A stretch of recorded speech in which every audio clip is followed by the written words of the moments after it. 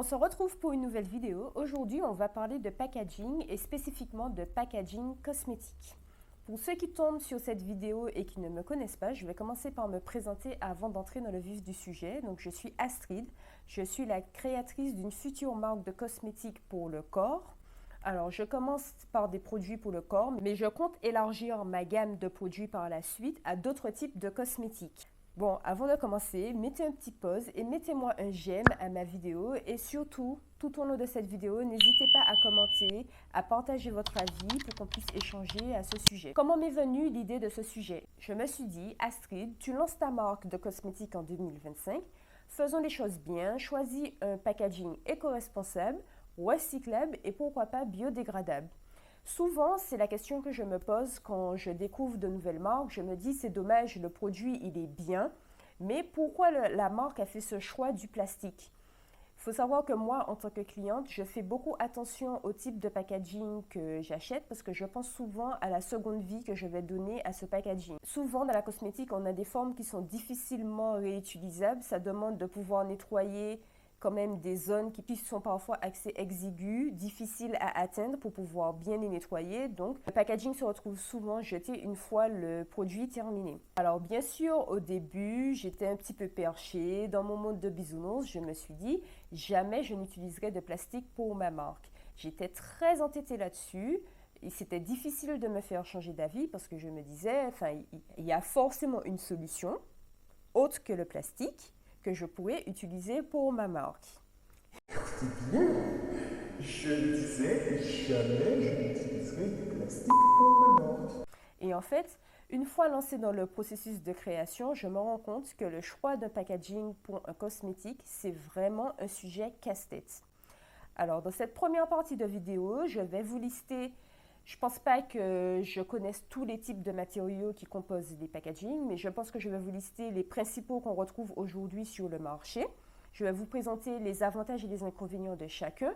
Et par la suite, je vais vous expliquer les éléments autres que juste le design qui sont à prendre en compte, le design et le type de matériaux, bien sûr, qui sont à prendre en compte quand on choisit un packaging pour un cosmétique.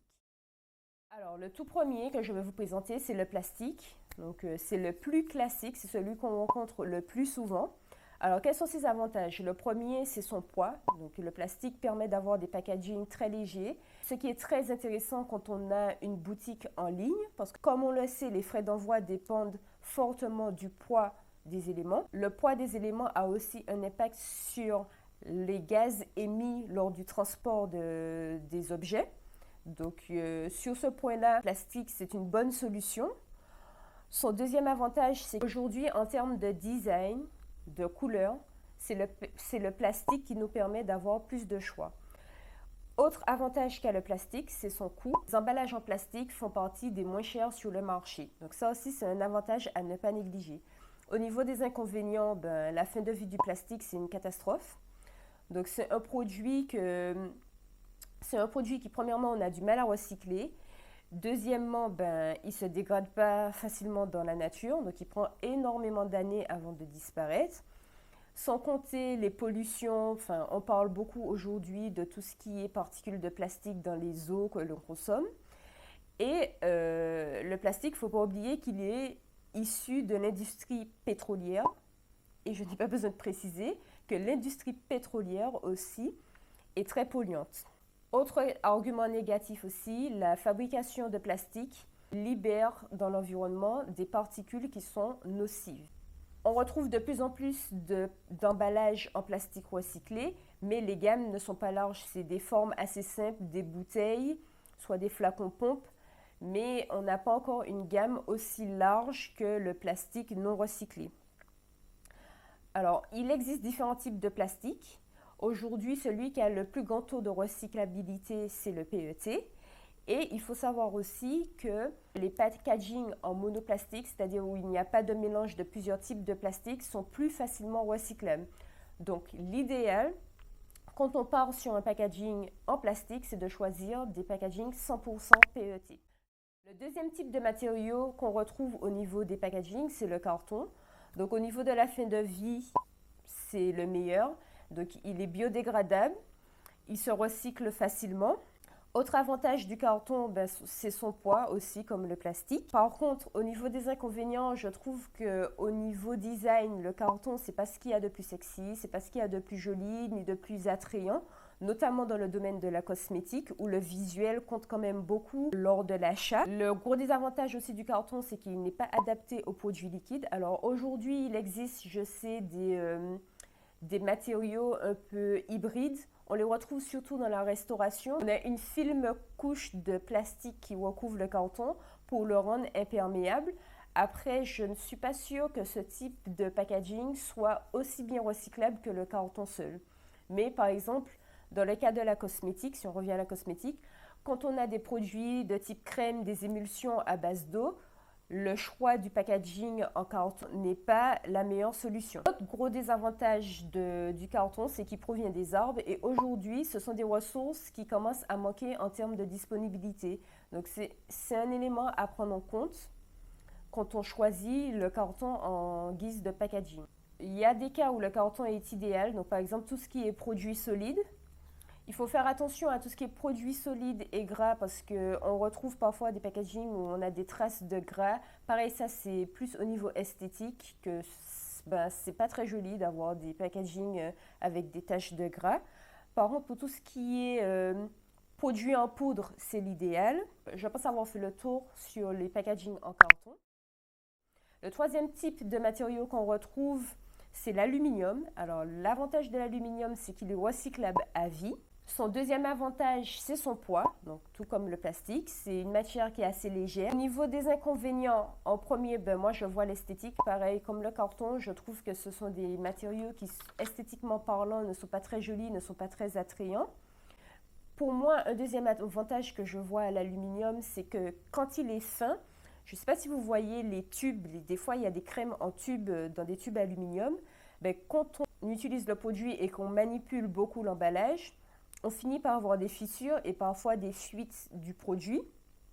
Bon, ça aussi, c'est pas très agréable à l'utilisation. Je sais qu'il existe, tout comme le carton, des versions hybrides, donc un mélange d'aluminium et de plastique pour le rendre justement plus malléable et éviter ce type d'inconvénients. Par contre, à voir si dans ces cas-là, le taux de recyclabilité est le même. Et pour moi, un autre désavantage qu'a l'aluminium, c'est qu'aujourd'hui, on est incapable de dire quelles sont les conséquences de l'utilisation de produits stockés dans des emballages en aluminium. Quel est l'impact de cela sur la santé humaine?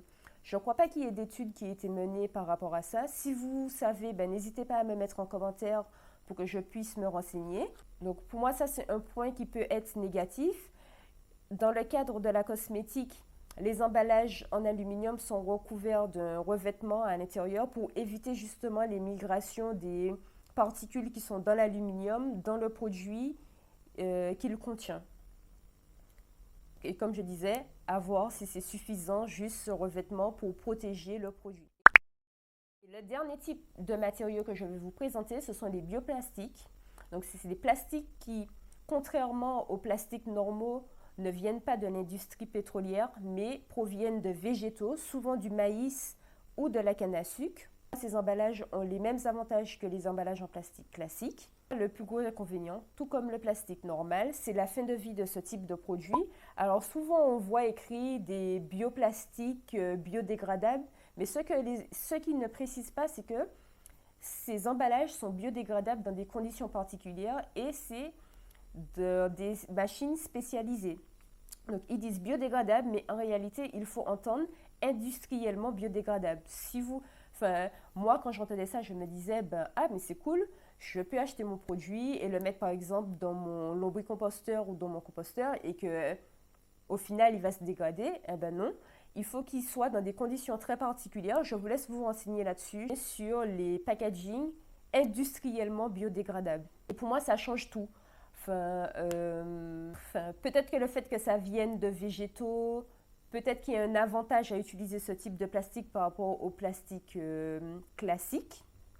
Mais tout comme le bois, la canne à sucre et le maïs sont des ressources qui ne sont pas infinies et ça peut être un inconvénient. J'ai précisé tout à l'heure que c'était le dernier type, mais il en reste un que je n'ai pas présenté, qui est le verre.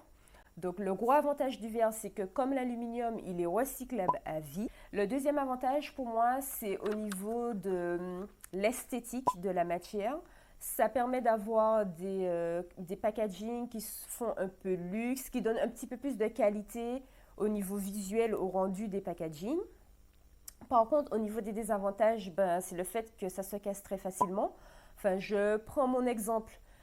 Moi, je compte commercialiser une crème pour le corps. Je me mets un peu dans la tête du client qui va utiliser mon produit. Souvent, tout ce qui est crème pour le corps, on l'utilise après la douche. Donc, soit le matin ou le soir. C'est des moments où on n'a pas forcément beaucoup de temps.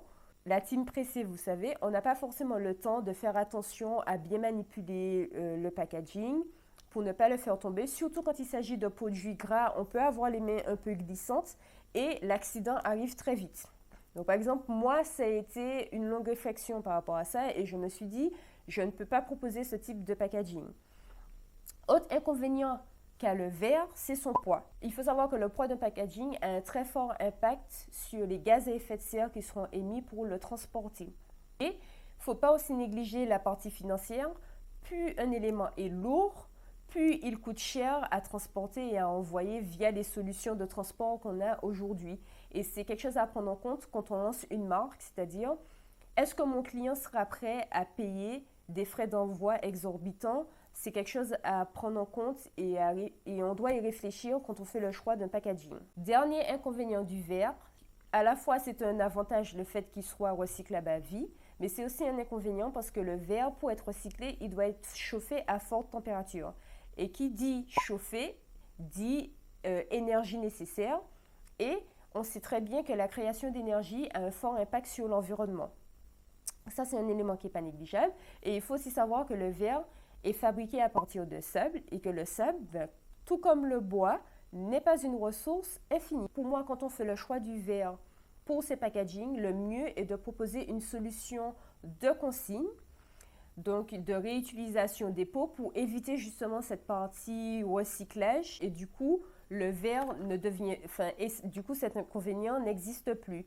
Par contre, pour tout ce qui est consigne, je trouve que c'est mieux d'avoir des boutiques physiques pour pouvoir récupérer ces pots. Je sais qu'il y a des marques de cosmétiques qui proposent le renvoi par colis des packaging. À voir si c'est plus écologique de recycler ou de renvoyer son packaging. Mais je pense que pour moi, le plus gros inconvénient, c'est au niveau des clients. Est-ce qu'ils sont prêts tous à faire cet effort de renvoyer leur packaging, surtout quand on sait dans le monde dans lequel on vit, où tout va vite, où les gens prennent très peu de temps pour faire les choses. Est-ce qu'un client sans motivation pécuniaire derrière, c'est-à-dire que je sais que parfois ça arrive que des marques proposent des remises à la suite du renvoi d'un packaging, est-ce que sans ça, un client serait motivé à faire ses colis et les renvoyer à ses frais ou pas? Je sais que certains prennent en charge, mais souvent c'est à leurs frais, sont prêts à renvoyer les packaging au fournisseur initial. Maintenant que je vous ai présenté les types de matériaux qui existent, qui constituent les packaging. Bon, ce n'est pas une liste exhaustive. Si vous en avez d'autres en tête, n'hésitez pas à les partager en commentaire. Moi, ça me ferait plaisir de découvrir de nouvelles matières. Mais ce ne sont pas les seuls critères à prendre en compte quand on choisit un packaging pour un produit cosmétique. Et c'est là que la difficulté commence. Parce que je ne m'attendais pas du tout à ça avant de lancer ma marque de cosmétiques. Alors, pour moi, le premier élément à prendre en compte, c'est mon produit, les spécificités de mon produit. Je vais prendre un exemple. Une crème a plusieurs viscosités. En fonction de la viscosité, je pourrais par exemple prendre des flacons pompe, des pots ou des bouteilles que vous avez les systèmes de bouteilles avec, je ne sais pas comment ça s'appelle, enfin les bouchons avec les trous. Quand c'est très liquide, c'est facile, on peut se servir facilement. Donc pour moi, c'est le premier élément à prendre en compte quand on choisit un packaging. Quel type de produit que j'ai? Est-ce que j'ai un produit liquide? Si j'ai un produit liquide, par exemple, je ne peux plus faire le choix du carton. Si j'ai un produit de texture crème, pareil, je ne peux plus faire le choix de carton. Par contre, si j'ai un produit solide ou en poudre, j'ai plusieurs possibilités qui s'offrent à moi. Autre spécificité que peut avoir le produit, je vais prendre l'exemple de ma crème. J'ai fait le choix de conservateur naturel. En contrepartie, ces conservateurs sont moins performants que les conservateurs synthétiques, ce qui fait que je dois faire très attention au type de packaging que je choisis. C'est-à-dire que mon produit doit être dans un packaging totalement fermé où l'utilisateur n'a pas la possibilité de mettre les doigts. Donc, j'ai choisi les packaging airless. La spécificité des packaging airless, c'est que le produit n'est pas en contact avec l'air et surtout que l'utilisateur n'a pas accès au produit, ce qui fait qu'il n'y a pas de risque de contamination bactérienne dans le produit. On prend exemple, une crème, on peut utiliser par exemple de la crème pour se mettre sur les mains. Imaginons que mon utilisateur, il a pris les transports en commun, il a mis sa main un petit peu partout, il a touché un petit peu à tout. On sait très bien à quel point les transports en commun sont sales. S'il doit par la suite mettre sa main dans son pot de crème, il faut que je m'assure qu'il n'y ait pas de développement bactérien dans la crème pour pouvoir assurer la sécurité de l'utilisateur. Dans ces cas-là, le choix des conservateurs synthétiques est le meilleur.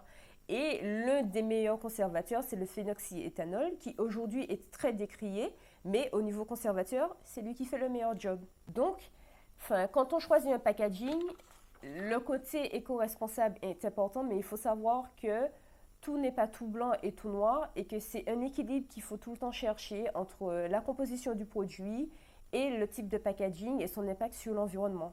Et les deux éléments sont importants et à mettre face à face lorsqu'on fait le choix. Le deuxième élément à prendre en compte, c'est le type d'utilisation. Comme je disais, si c'est un produit qu'on manipule, souvent dans des situations où on est pressé, choisir des packagings qui sont fragiles, ça n'a pas de sens.